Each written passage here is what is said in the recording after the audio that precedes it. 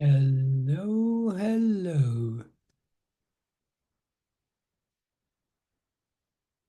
Hello, hello. Here we go. Rock and roll physics style. Who's there? All right. Good morning, Melanie. Thank you. I'm doing very well, thank you. How are you doing? And good morning, Jean. Thank you both. Good morning, Vanita. How are you all doing? Good. Good morning, Jocelyn. Here we go. Now we're rock. Okay, excellent. And people are coming. Good morning. Who else do I- And thank you for the avatar, Jocelyn. I love it. And thank you for the avatar, Vicky. That counts as an avatar because it's not a black square. Speaking of Vicky, good morning, Vicky. All right, excellent, excellent. Now we're going, we're going. Of course, and thank you, Vincent. Wow, escalating a new level. Excellent. I love it. Oh my God. Yes, it's physics in the 70s or in the whatever. Okay. Excellent, excellent. I do have to please remind me at some point. I will open up a new portal for that type of avatar, even because it's in between, um, that type of avatar, right. So if I did that, I open up a portal for myself. Okay. That's thanks to your education. Thank you guys. Okay. You can imagine that went over really well in the faculty meeting recently. Okay. Um, so we're all here. So, I mean, all of us are here. Hello, Amelia. Can I get a hello out of you? No, hello, hello. Feels like a small class today. But okay, let's just get rolling. Things are getting more physicsy, I believe. The main thing is we're going to continue right now. If there's any questions, stop me. But what I want to do, thank you for rolling with the absence last Wednesday and doing all the material. Like I think you all got the points for the stuff you did, the video. I see what issues. Anyway, thank you for your feedback. I now know how to keep us on track better from your feedback about the videos. Um, we're going to continue with homework 4 right now.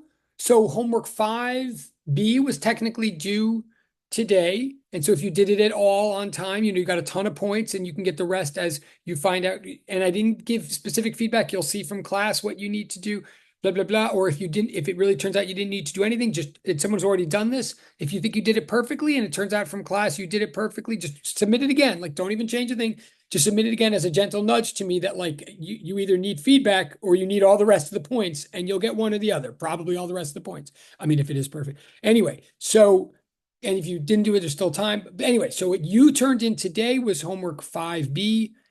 We're going to continue finishing homework 4 now. Then you have a full week before we get to homework 6. So we can catch up, all of us, with each other. So if there's no questions, I'm going to keep proceeding with homework 4. I'm going to keep proceeding with homework 4 right now. Um, and I guess I'll just say that in principle, the two equations at the top of the board that you see right now, well, yeah, the two equations that you see before the if then, what you see on the board right now is in principle what excuse me, really, the first equation is really what we established somewhat in the middle of homework 4 of average acceleration last week. We established it. We haven't explained it in depth. It hasn't even been clear how to use it. Um, but that's what we established in the middle of homework 4. I guess I'll just repeat for the moment what the top equation is trying to say. What the top equation is trying to say, it's a new equation for V. Let's be very clear. What you've had up until now is an equation for a definition for V bar, for average velocity, right? Up until now, what you understand, what we all understand, and what is fundamental to this class is that average velocity is defined to be displacement per time, interval of space and time, right? That's what we have so far. Between 2 points in space and time, um, average velocity is defined to be the full displacement, the full space between those 2 points divided by the full time between those 2 points, right?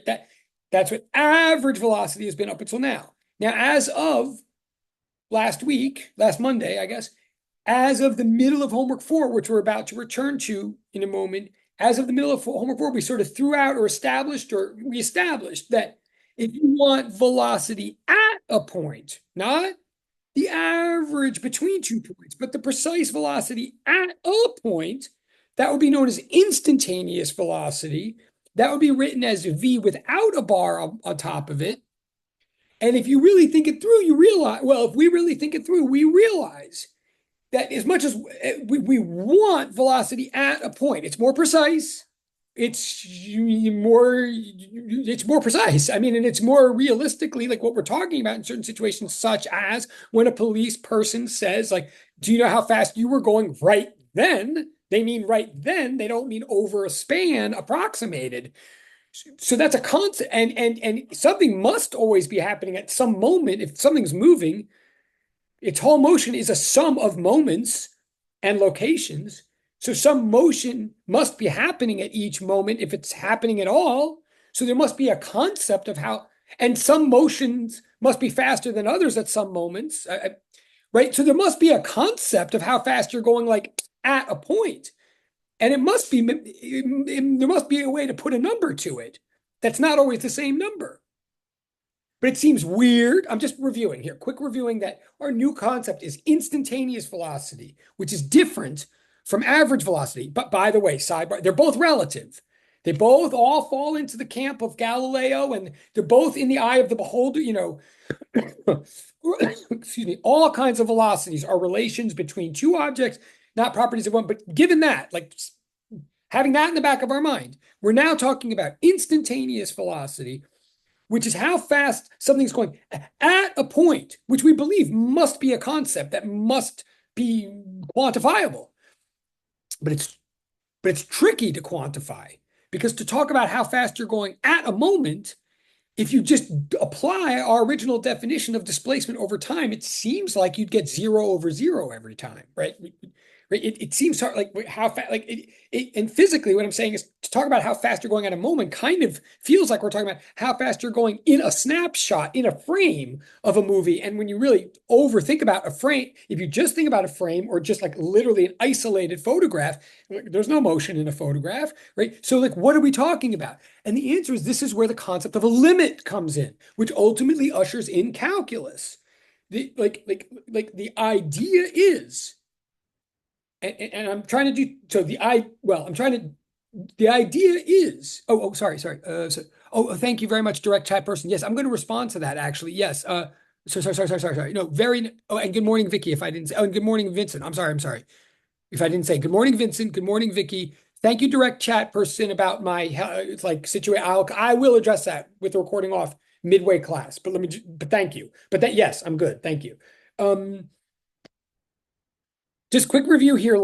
So basically, here's where calculus starts to come in, right? Calculus is the somewhat modern, post 17th century, post 18th century formal way of actually, within the finite space of our brains and within finite notation and on finite pieces of paper, it's a formal method for us actually getting our minds around infinitely large and infinitely small quantities. People have been thinking about, and the key to the whole thing is limits.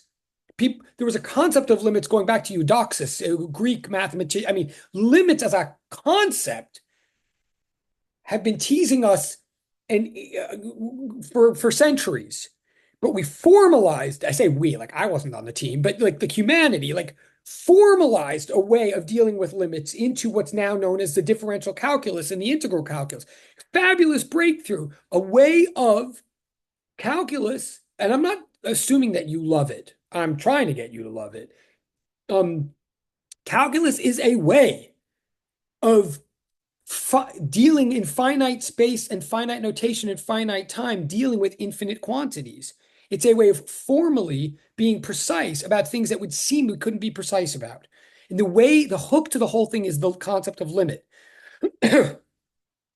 Instantaneous. So I'm saying this knowing you've heard this language before, but this is like, but I'm trying to say it a new way. So I'm both trying to say you need to know calculus to do physics, but I'm also trying to say if you're like me, maybe you'll start on appreciating and understanding calculus through physics. Like it just goes round and round and round. They reinforce each other. It's not too late to get more comfortable with calculus and appreciate it more. So here's my physics perspective on it, is that instantaneous velocity is the limit as time interval approaches zero of average velocity.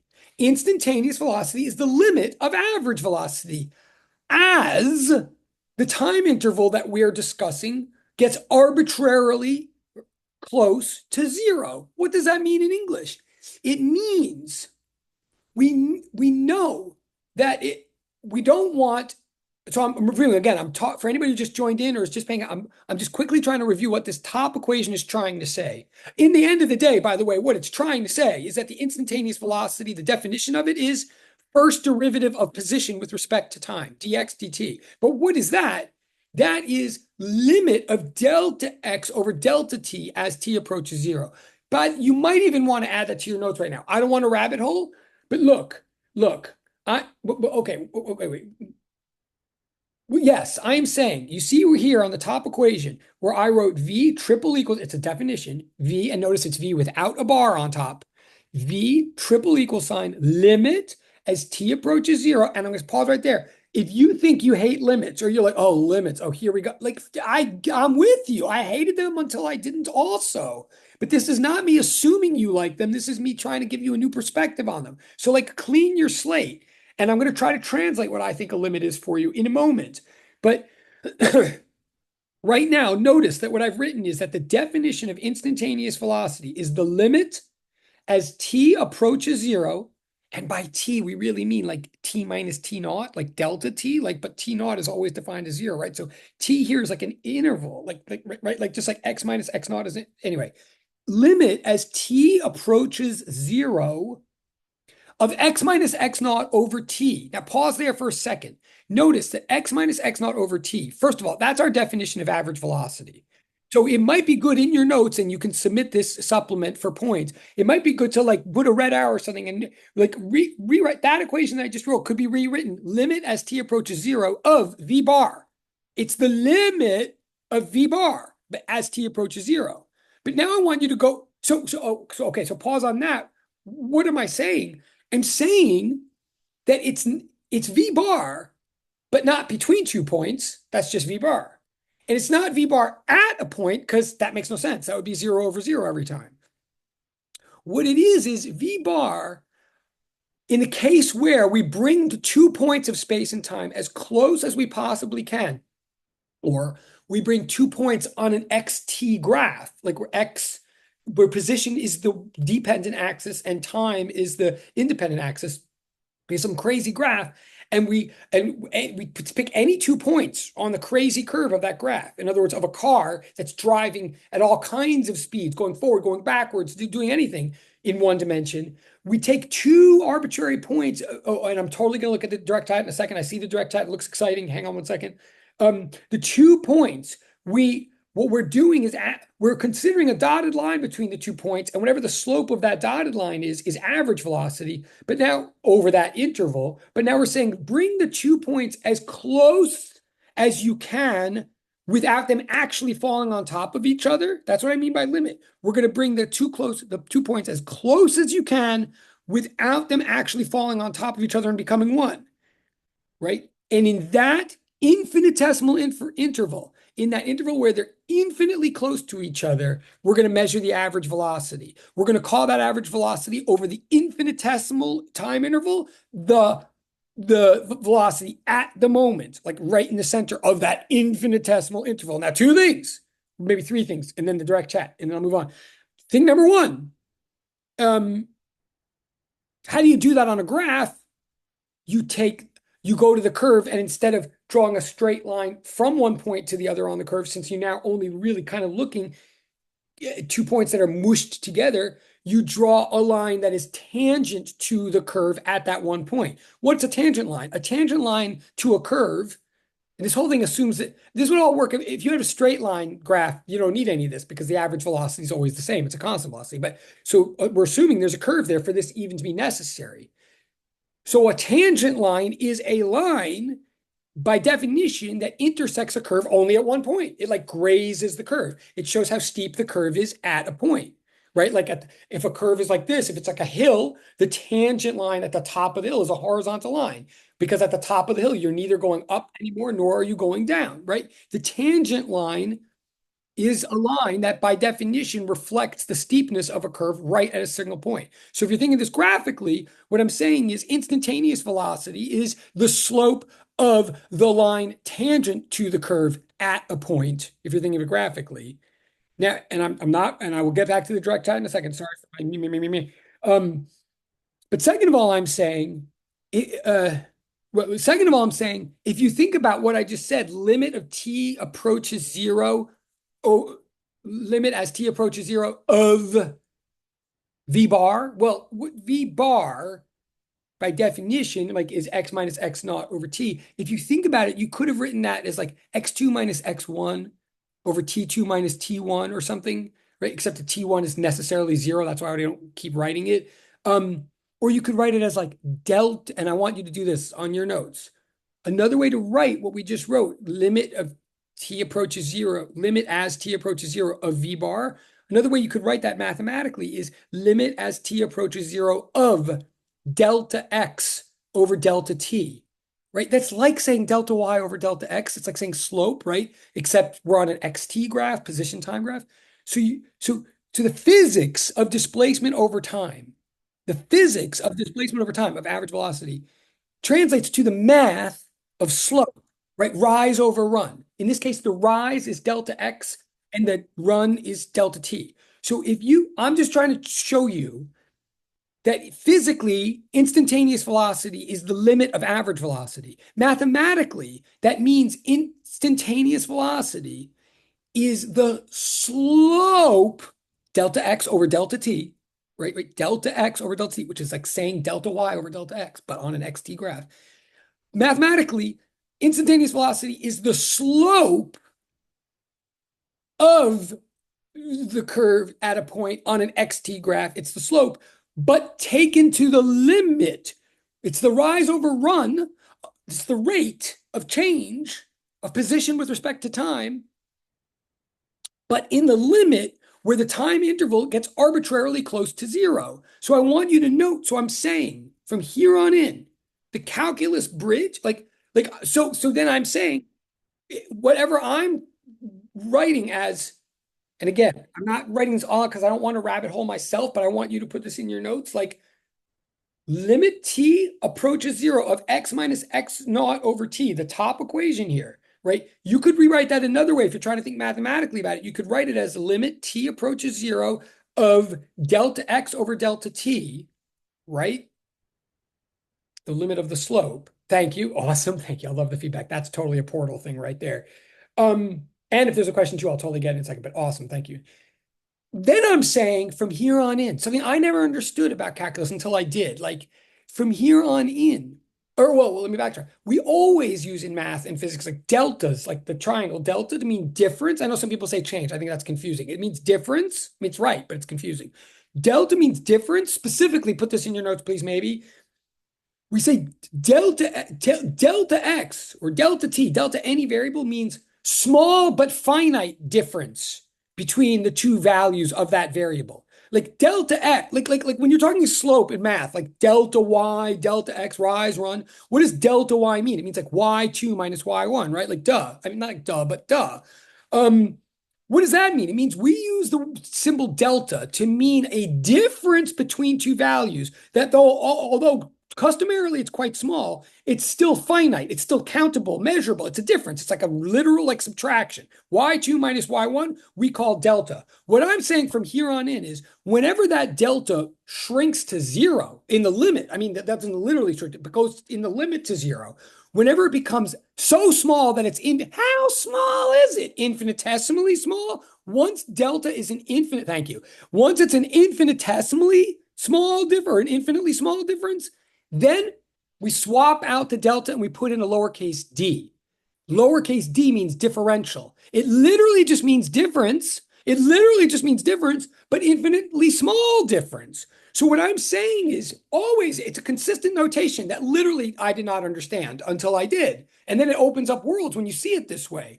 I'm saying limit of t approaches zero of delta x over delta t then just gets rewritten in a calculus class as dx over dt because it's just delta t over delta x.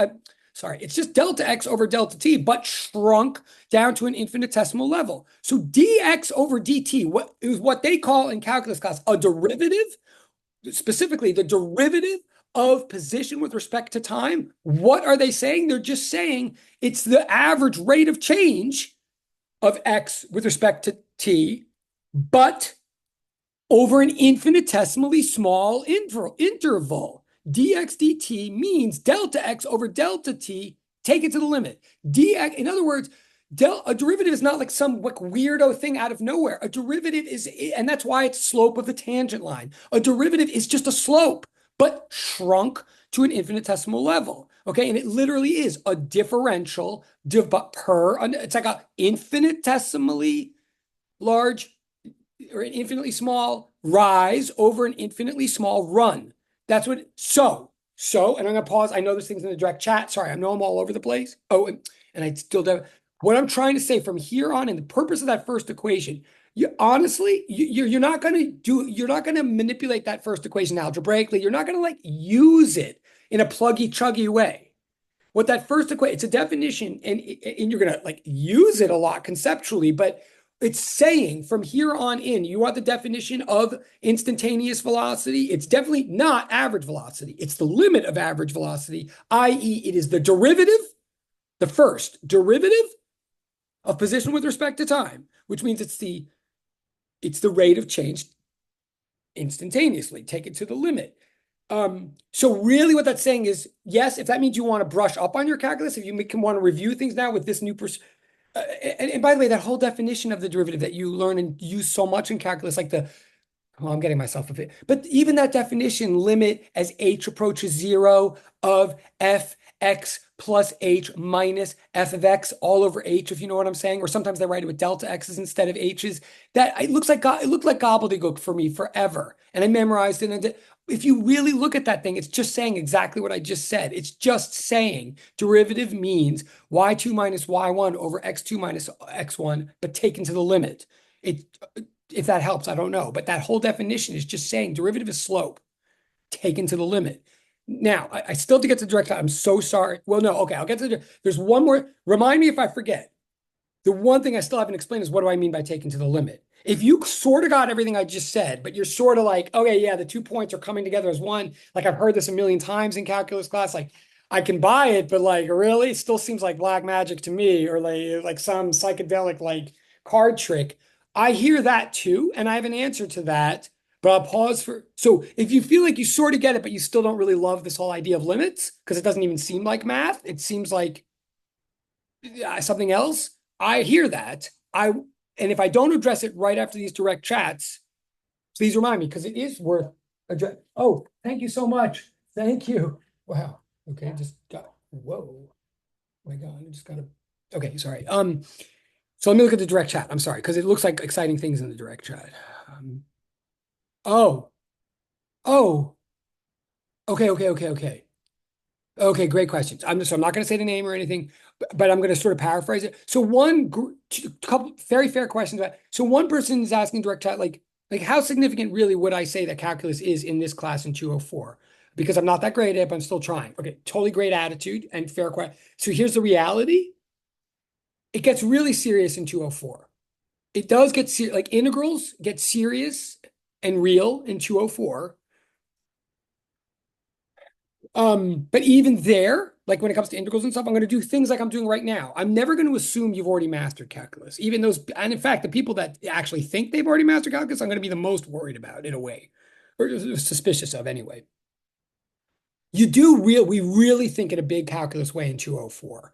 I mean, we solve problems with like absolute calculus, like specific. Like you don't have to re-know all of calculus, but there's specific things in calculus that we need that I will re-explain, I will re-expose you to in a physics perspective.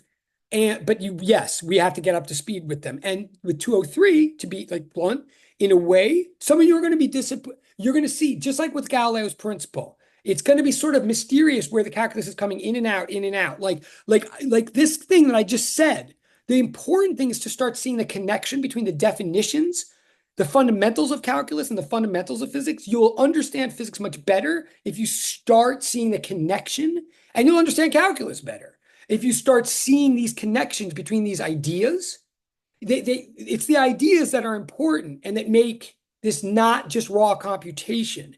So it's important that all of you start using this as an opportunity to refresh, go back and refresh yourself on definitions and early stages of calculus, like all the like specific rules and stuff, like quotient rule or power rule. Like as we need those, we'll review them, and some of them we don't need. And really hard, crazy, like specific calculus problems, don't worry about. Like that's not the issue. The issue of physics is knowing when the calculus applies and like how to set it up, especially in 204. It's like when the calculus applies or the calculus thinking applies, how to set up, which means if you're going to refresh anything for physics during this course, you want to refresh your definitions. And even, for example, like the thing we're going to get to today, if I get to it, like even things like the mean value theorem, I don't want to intimidate anybody. I know everybody hates that at first. I did. Or not everybody, but like you might want to like just start going back and forth. And if I ever say anything about a calculus thing and you remember ever learning it, even if you thought you hated it, just go like, oh wait, okay, so this stuff is relevant, and just go back and look at it in a soft way. Try to get the concept. It's about setting it up right now. But honestly, in 203, it's not. A lot of people can get by a lot in 203, learning the calculus as they go and not being pressed against the wall for calculus computations. Don't be worried about a million detailed calculus computations yet. That's a little bit more in 204. Okay. But I'm asking is to open your mind, and exactly like the attitude of the person in direct chat. Just don't give up yet. And honestly, I could not. Calculus freaked me out. I took it like 3 times in college. I mean 3 levels, but and I was a physics major. And I needed the physics to make the calculus sink in and come alive. That's not everybody. But if it hasn't sunk in yet, I'm with you all. I assume it hasn't. But it's real for a reason. And the main reason is this idea of limits. Therefore, oh, and as far as office hours, so someone's asking about office hours. So I certainly will have more office hours in this. And when in doubt, text me and we'll make a phone appointment. I think I explained that last time because office hours, I think in theory, I'll have normal office hours tomorrow. I think 11 to 1 p.m. in my office tomorrow. I hope but bear with me if something comes up. I apologize, but I will definitely do phone appointments. Or Zoom appointments. But yes, but I'm here for you on the calculus. It's part of my goal. Like part of physics is just like math trauma healing, really, group therapy. But now okay. And I'm also going to stop the tape in a second and explain what's going on with office hours and all that. But let me say one last, as long as we're on this tear, and then I want to get back to the problems. Oh, okay. Thank you. Awesome. Thank you. Limits.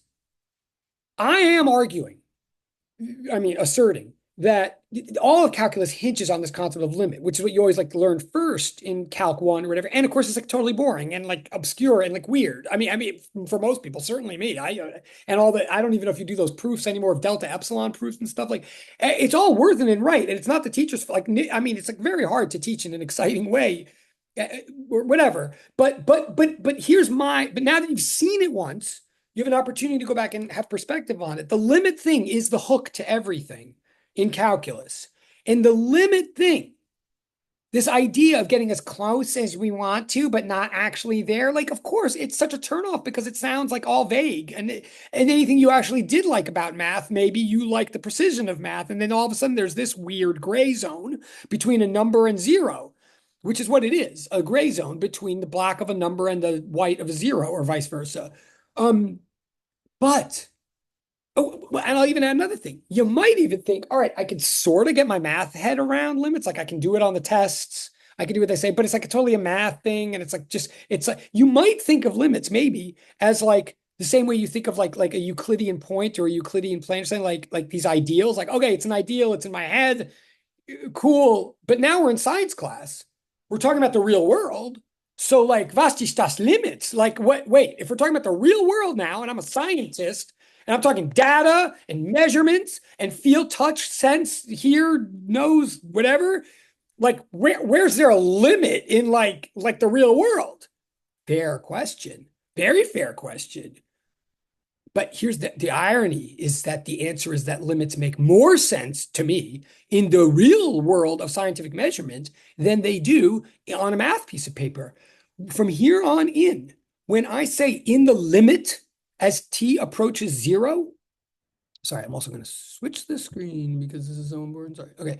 From here on in, When I say the limit as t approaches zero, and again, please remember in this context, when I say t, what I really mean is t minus t naught, or in other words, t2 minus t1. I really mean the interval time between 2 points, right? I'm saying that interval is shrinking to zero. The reason I'm just writing as t is because we've established that t naught, sort of by definition, we always choose to be zero. So it's technically t minus zero. So I'm not writing it, but that t is not a moment. It's okay. So when we say the limit as the time interval, the time span between 2 points shrinks to zero, the limit as it goes to zero. So we're saying as close as you can get to zero without actually being there. What the heck does that mean? In science, it's very straightforward what that means.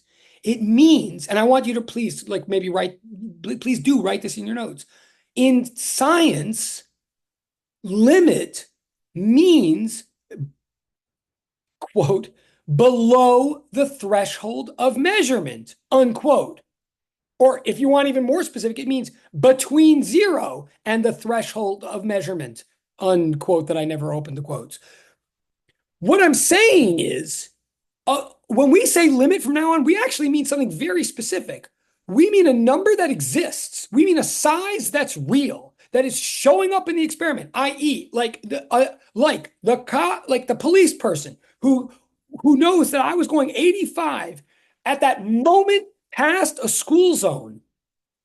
What's really going on there? How does the police really know that I was going 85 at a point in time when, in fact, of course, at a point in time, I couldn't have been going anywhere, right? What the police person did was they had a radar gun. It had a beam. I had to pass, like my front tires had to pass through the beam. And then a little time later, my back tires had to pass through the beam. So, and then they measured the distance that I traveled and they divided by the time. Like that's, I mean, they got the time from the beam and they have like markers, like guns. So they measure the distance. So it is distance divided by time. What's really happening is it is an average velocity over an incredibly small time, over an incredibly small time interval. In the real world of the police, when they say instantaneous velocity, what they really mean is the average velocity that I was going over like a millisecond of time, some amount of time that is so small that first, in the real world, it's so small that nobody in a court of law could make any persuasive argument like that. We know that it's so small that it's not zero, but it's so small that there is no physical way that my car could have deviated in its speed by any like legally significant amount in that time interval. Like in other words, maybe my car did like, right? Because that's a problem with an average. An average gives you one value that's supposed to capture a whole, and you might have done a lot of changes in that whole. So like over an hour, an average does not represent how fast you went at 3:03 p.m., right? But they're taking an average over like a millisecond. And so even in that millisecond, realistically, my car could have varied its speed. It could have been like 84.9 and then 85 and then 85.1 or something. But the whole point is that the interval is so small, and this is where delta epsilon proofs come in and everything. When we say limit, what we're really saying is we're going to get so close to zero. We're not going to be at zero, but we're going to get so close in the independent variable that fluctuations in the dependent variable can't even show up on our measuring devices. Or in the case of like law, they can't even be legally significant. That it's so small that not that it's nothing, but that we can rely on the fact that the deviations from the measurement exist, but they aren't distinguishable from one another. Like they're big enough to exist, but not big enough to measure, to assign differences to. So it's small enough that the variation becomes immeasurable. And if it's science, if you can't measure it, it's not meaningful. There's no reason anybody should try. It goes both ways, right? I can't like lie in science and say I believe this, even though the data, like I can't measure it and I don't have data for it. No. On the other hand, if I say like there's no measurement that can support any counterclaim to this, then there's no counterclaim to this. So in the limit means small enough that deviations from the average are not measurable. And that's totally it. And obviously, as technology gets better and better, then our limit is no, like once upon a time, our limit was like a millisecond, and maybe now it's a femtosecond, and it'll be limits get smaller as but they only get smaller. They don't get infinitely small. I mean, so hopefully, so from here on in, if someone says limit, think, oh, below the threshold of measurement. That's what we're saying. And that's like totally a real dividing line in science, and it's all about measurement in science. So the limit concept actually makes this all more realistic. I hope that, I don't know if that helps at all. So from now on, when you're thinking slopes of tangent lines or anything in calculus, it's not an abstract thing. We're talking about as measurably close as we can get to single points. And measurably close is all we're looking for in science. Anything closer than measurably close is a lie. Okay, hopefully that's a little clarifying, maybe. I don't know. So let's go to homework. So I'm going to do one problem in homework 4 just so I can get back on track, and then I'll pause so I can tell you what's going on and personally, whatever, and like anybody cares. I mean, whatever. So let's go to homework. Well, are we cool to go on to homework 4? Can I just get like some quick electronic hands so I can get back to homework 4 now? Great. Oh, is that okay? Great, thanks. And I just even realized, thank you. Awesome. So I will. And I realize and by the way, I did not say anything about equation 2. I'll get back to that in homework 4. And the last one, we haven't said anything about. That's the goal. To get to the last equation is the end of homework 4. That's the point of the end of homework 4. Hopefully, and it sort of relates to the mean value theorem of calculus, but hopefully we'll get to that. Just notice as I transition to homework 4 now, I'll probably even screenshot it first or screen share it for a second. Just please notice that the second equation on the board, the whole reason we're going in this funny order is like the second equation now sets up an equation or definition for average acceleration.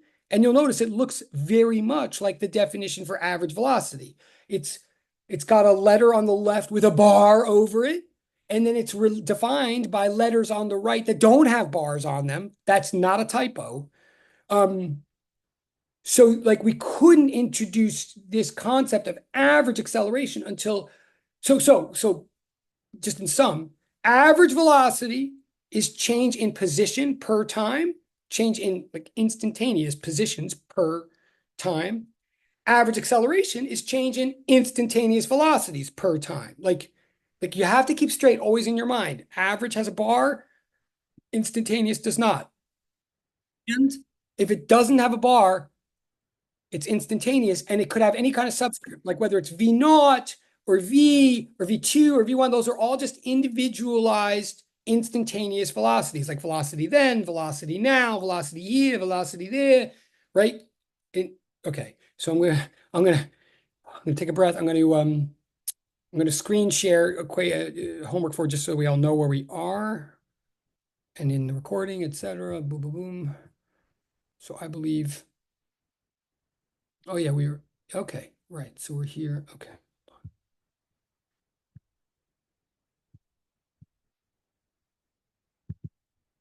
Right. So just briefly, just so you can see where I think we are, and or you can whatever. Like I think we're up to this number 3, average acceleration defined to be. So hopefully you see this equation. I defined it for it. It's just a definition, and there it is. And it's I wrote it a slightly different. I hope you see the parallel and how it's being written. They're both 2 different ways of writing the same thing. Notice this average acceleration.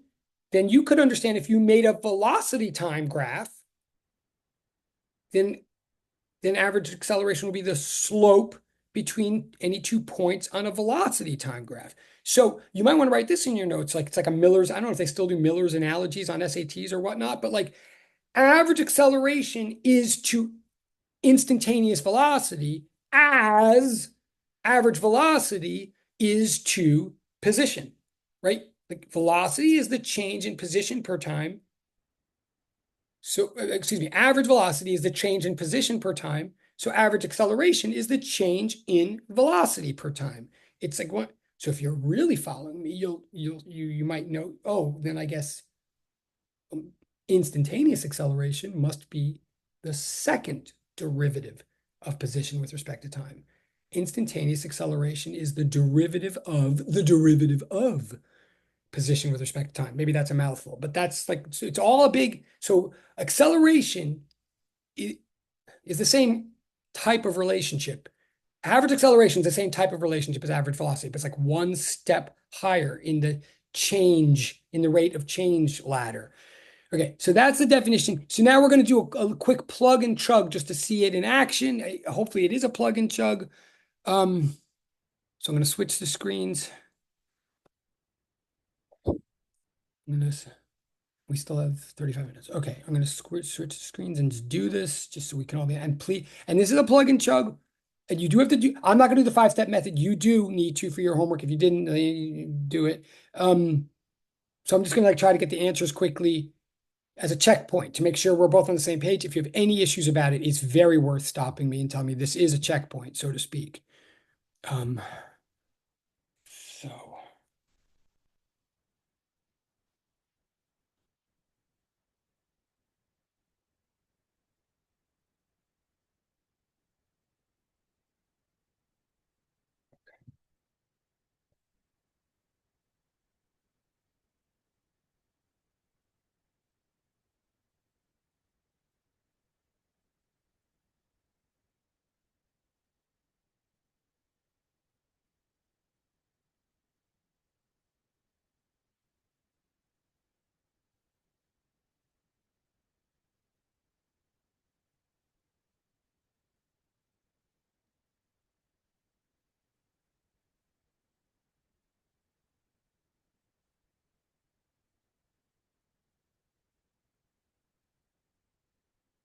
I'm not going to do a die. I want to move on. So I'm not, again, these are answers. I mean, I'll do a little work to get it, but I'm not going to do the 5-step method on that's on you now for now. Um, uh,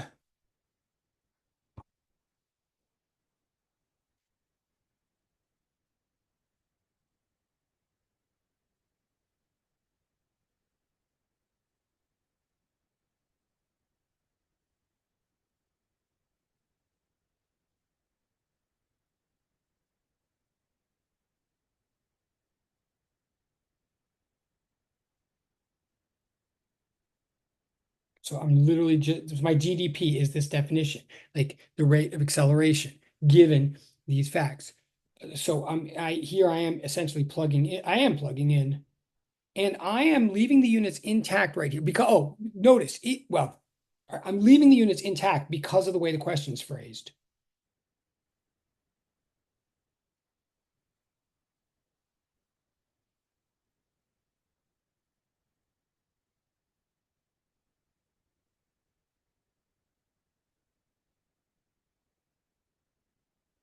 Okay, so just plugging and chugging as simply as I can, like not messing with the units. Sorry, but messing with my stylus as usual.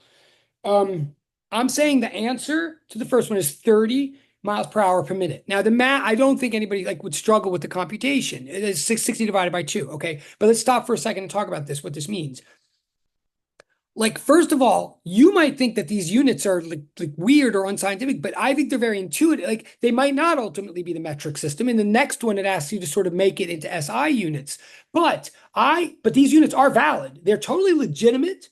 And I think they really express the intuitive concept. And it's right. I mean, if it asks for miles per hour per minute, then I should leave it in miles per hour per minute. And that what I want to stress is that means something. Like, this is what acceleration is about. If velocity is the speed and direction of your car, then acceleration is the speed and direction of your speedometer needle. It's not how fast your car is going. It's how fast your fastness is going, right? It's not the increase in your place. It's the increase in your speed. So, for example, you could be driving really fast. You could be driving really fast, but if you're driving at a really fast constant speed, then your speedometer needle, if you drive, or the number on your speedometer gauge, whatever, like they would sit, even if they're if sitting at 100 miles an hour, it's just sitting there at 100 miles an hour. So your speed could be very fast, but your acceleration is nothing if your speed and direction are not changing. But the rate at which they're changing is the acceleration. So like if you literally were, if you old days, like with speedometers, were like analog and like had needles, which were more visual and like moved from number to number. If you like pictured like a little car on the needle, when we talk about acceleration, we're talking about how fast the tip of that needle is moving, right, in converted units. So acceleration is necessarily always has two time units in it, is what I'm trying to say. Acceleration in this case is what we're saying is every minute we're raising our velocity by 30 miles per hour. Or if we were going backwards, we'd be low, could be negative, could be here it's positive. So it's 30 miles per hour for every minute. That's a legit, like I find that intuitive, right? In other words, the time units don't have to be the same for it to make sense. Then they just have to be the same if you want like ease mathematical like stoichiometry. But so the acceleration here is every minute the car is raising its velocity by 30 miles per hour. And if you didn't have both the time units there, it wouldn't be an acceleration. Okay. So I'm looking at the chat. I'm going to, okay. So it seems good in the chat. Okay. So, but then fine, if you so I always picture accelerations as like miles per hour per minute or like distance per time per time. That's what they are. However, if you want to be more precise or sort of mathematically convenient, we could do a bunch of conversions, right? Now, I'm even here, I'm not going to convert to meters because that's just that fine. I mean, but I'm going to leave it at miles, but I am going to try to get the time units consistent now, right? Because that's very traditional and does make things more convenient if the time units. I think it's harder to like it's always a trade-off. I think it makes it less intuitive, but it makes it more calculable. So how about miles per second per second? Now, even before we do the conversion, notice if I'm gonna like both the seconds are in the denominator. It's miles per second per second. Think about that any way you want or play around with it, but the seconds do not flip up to the numerator. We're not multiplying by seconds. We're saying per second, per second, right? So they're both in the denominator. Therefore, before I go any further, sure, i.e., since they're both in the denominator, it's like miles per seconds times seconds. Like you could think, therefore, yes, people will abbreviate that as miles per second squared, or more traditionally, will think in terms of meter per second squared.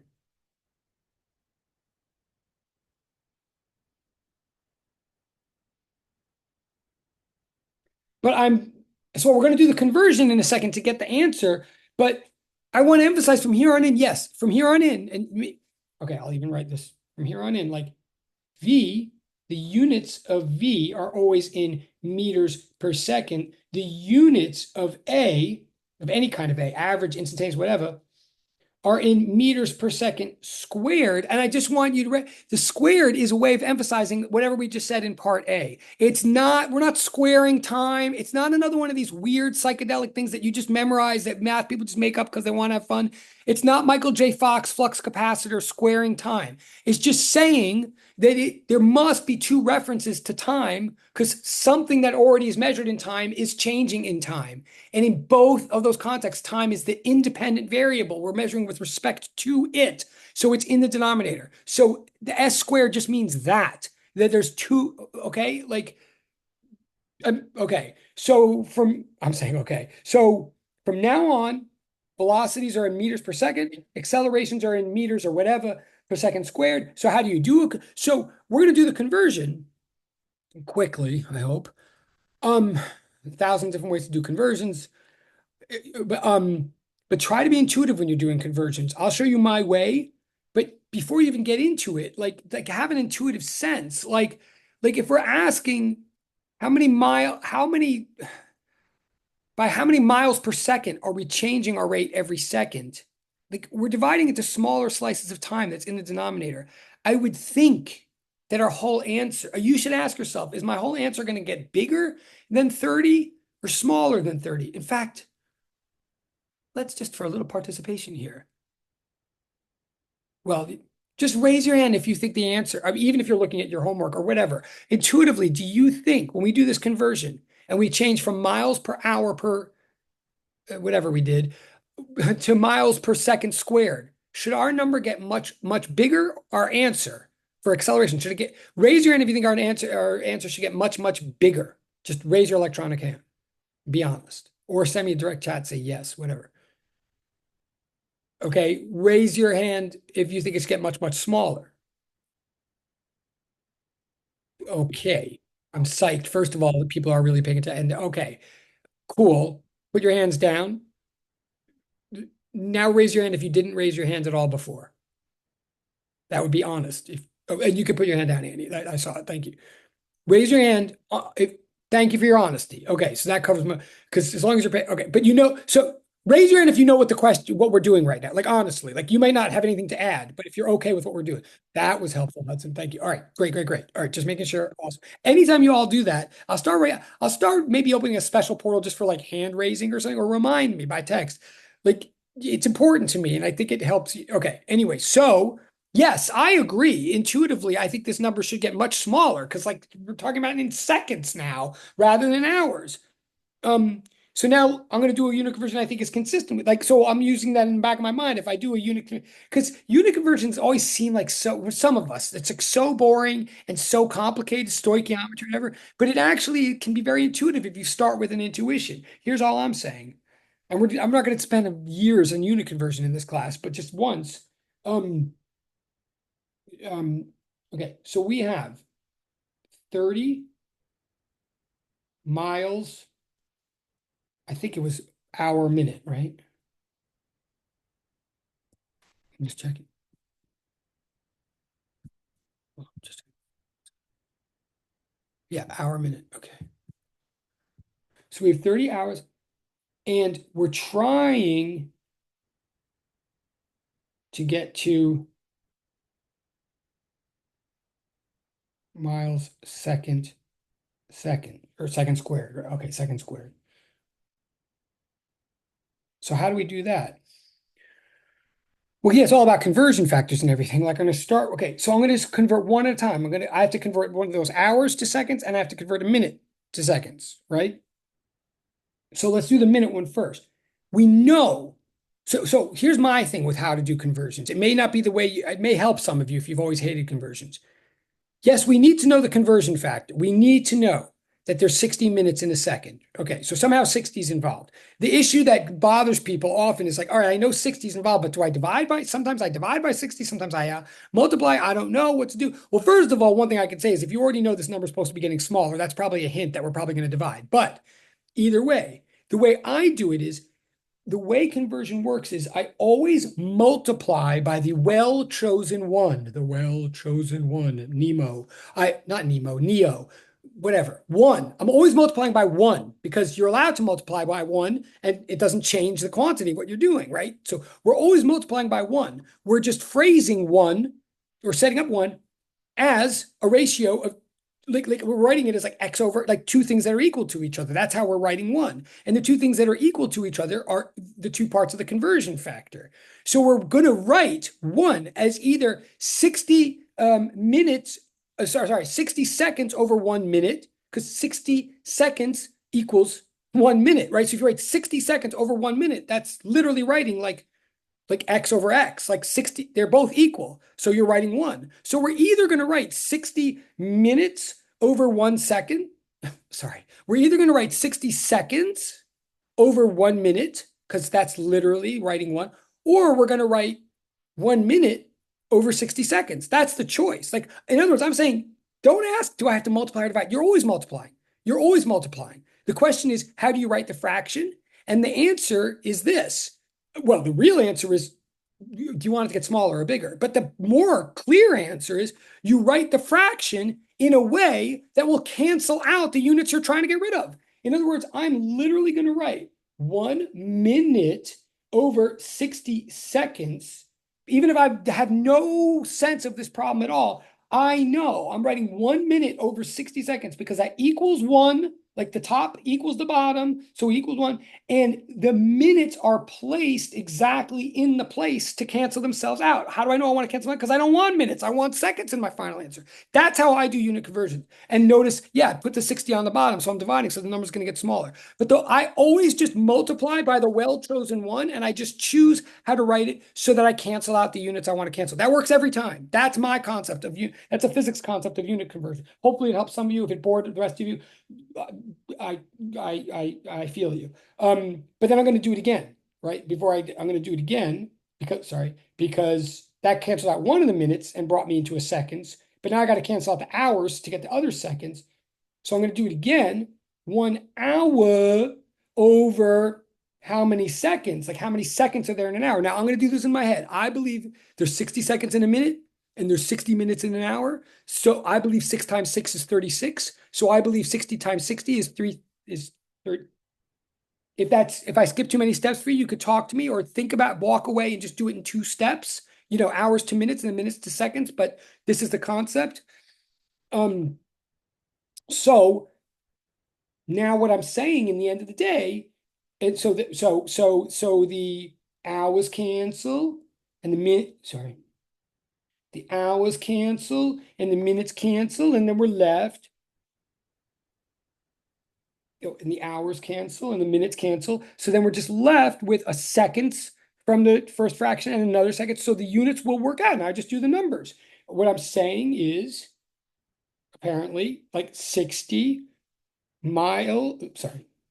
Well, yeah, well, 30 divided by 60 times 366.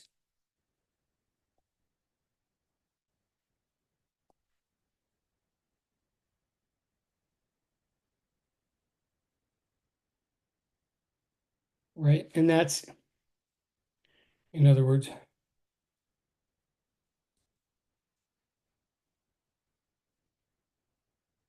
and you could even leave it that at this point. I don't even care if you leave it that way, it's fine. But a slightly more traditional way to leave, and I should have is, well, I'm sorry. Oh, sorry.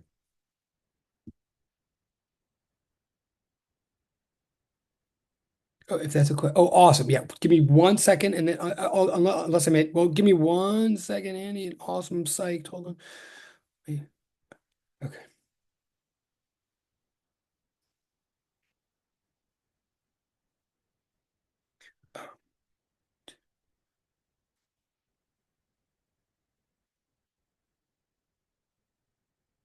Okay. I'm actually pleased to know there's a question on this because I feel like maybe I spent a little more time on it than I meant to. But okay, yes, Annie, please, yes.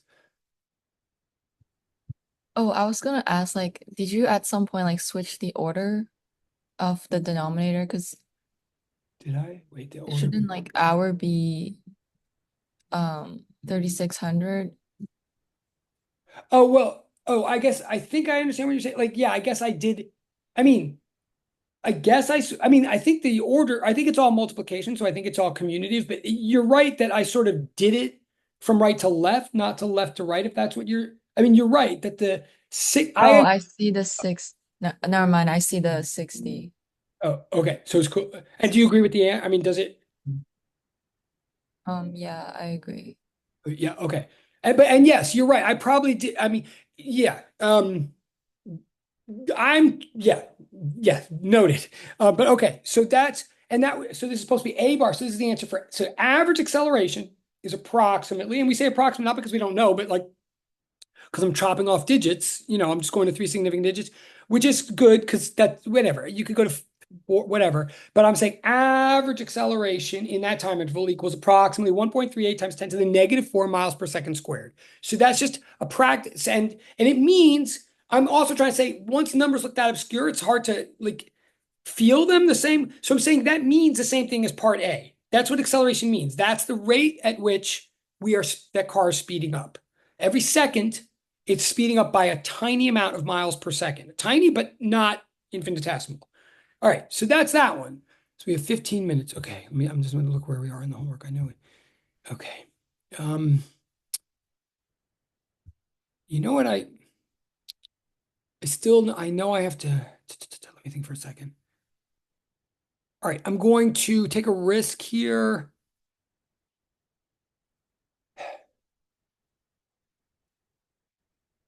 I'm going to bang through the answers of four. I'm going to write them down, and I'm going to trust you guys to ask me or challenge me if you don't like any of the answers. I'm just going to quietly, I'm going to write them down right now for like 2 minutes for number four, for four, acceleration and direction.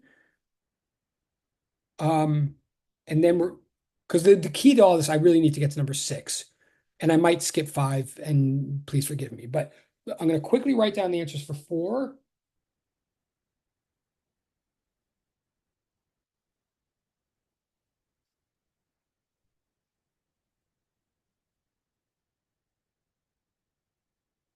the first one says choose which direction, so it is up to you, but I'm gonna make, and you have to be consistent with it, whatever you choose. So the one I'm choosing is not necessarily better. I think it's slightly more convenient, but so if you choose the other one, then just you have to change all your answers to match, if that makes sense. But so I'm gonna say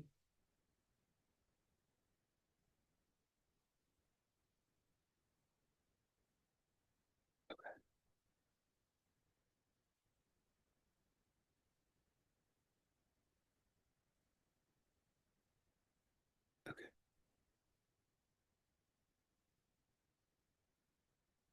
okay.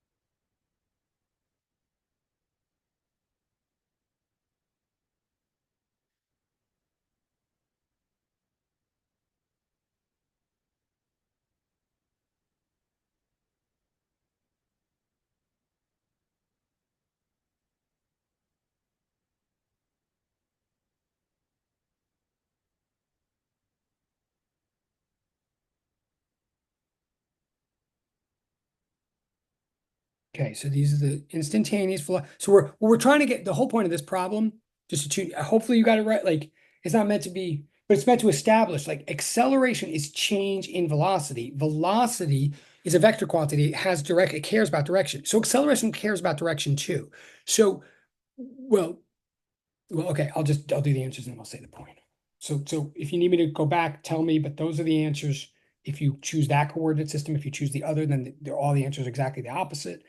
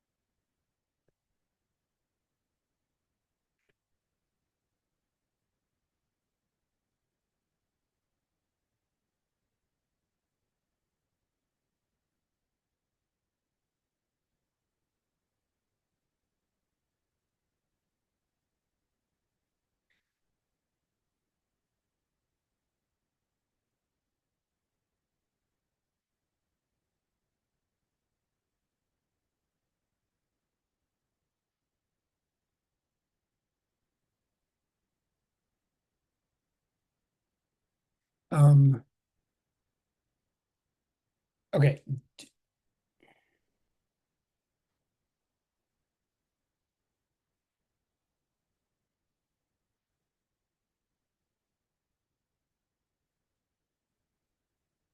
The bottom line of this, now again, I'm just talking. I'm hoping maybe it's stop me if you did something different or whatever.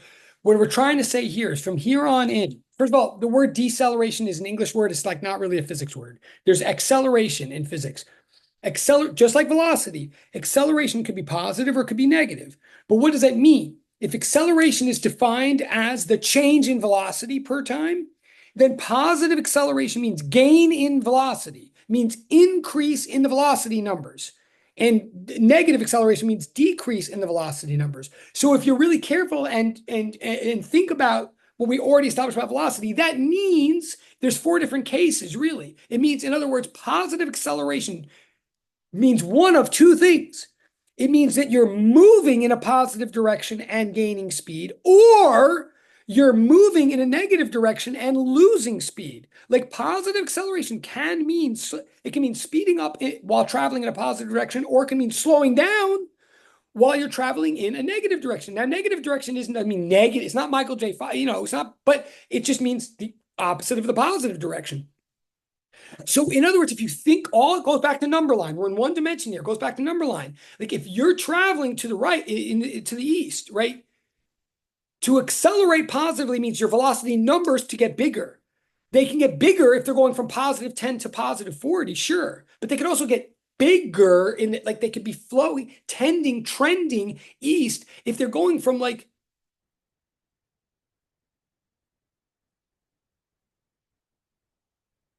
sorry, something just weird just happened. Sorry. They could be trending bigger if they're going from monstrous negative numbers to tinier negative numbers. That means getting right. If they went from negative 40 to negative 10, that means you did increase your velocity. You didn't increase your speed, you slowed down, but you did increase your velocity. Therefore, and I'm psyched that Annie has a question. I'm psyched that anybody has a question on this because it is important. And I'll get her in 1 second. Um, I'm trying to say in the end that yes, first of all, positive acceleration does not necessarily mean speeding up. And it's the same thing, negative acceleration does not necessarily mean slowing down. But also, if you want to think about it physically, intuitively, the direction of your acceleration is the way you would eventually be headed if you were given infinite time. Like in other words, you have positive acceleration. If you're already going positively and you're speeding up, then you're just going to keep going positive forever, right? But if you're going to the west, but you're slowing down and you're like losing 10 every second. And if you did that consistently forever, you'd lose 10, lose 10, lose 10 until you got to velocity zero. And sorry, if you're going to the left, right, sorry, if you're going to the left with negative numbers, like you're going negative 40, then negative 30. If you're gaining 10 every second while going to the left, right? You'd be slowing down negative 40, then negative 30, then negative 20. You're slowing down. Your numbers, your magnitudes, your raw absolute velocities are getting lower. Negative 40, negative 30, negative 20, negative. But then they hit zero. Well, the only place to then go, if you're doing that consistently, is to then go to positive 10, positive 20, which means you turn around, right? So if you're going to the west with an east acceleration, if you're traveling negatively with a positive acceleration, that means if you kept doing that forever, eventually you turn around and start going positive, and eventually you'd be speeding up. But right now, you're slowing down. So acceleration is like the future projection. It's where the trend is heading, if that helps at all. Okay, Annie.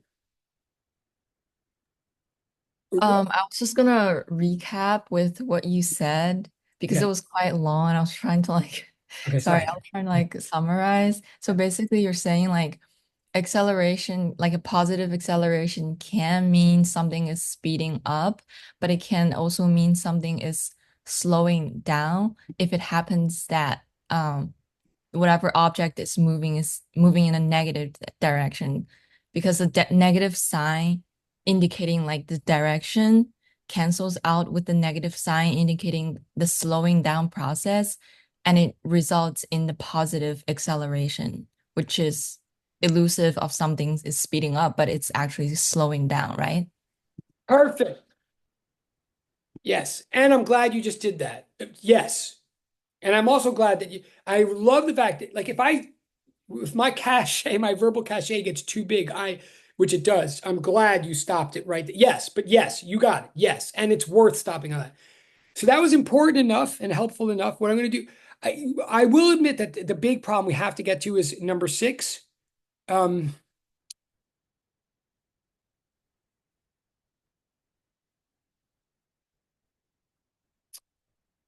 Let me think. Let me just pause for a second. Yeah, we have to get to number 6. But I'm not going to try to cram it in 6 minutes. It's important enough. I mean, I'll say the summary of the answer just so you know. What you're supposed to find out in number 6 is that there's an easier way to get one simple way to get the averages of all those lists is to add in each list, add up all the numbers and divide by the number of numbers. That will work every time. That is a way of getting an arithmetic sum that you learned. I mean, an arithmetic mean that you learned in math, right? So each one of those lists, you could get the average. by adding them all the numbers in the list and dividing by the number of numbers, and that would work every time. However, many of you might have noticed that with some of the lists, if you rearranged all the numbers and put them in order, which they usually were anyway, but if you made sure the numbers were in order in some of the lists, you could just like pluck out the middle number, and that did turn out to be the average. Or if you did it the long way, you would see that your answer was just the middle number.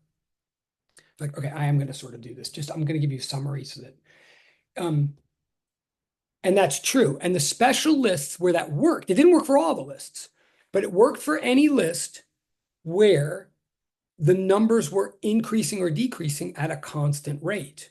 Right? Like if it was like 1, 3, 5, 7, 9, or something like that.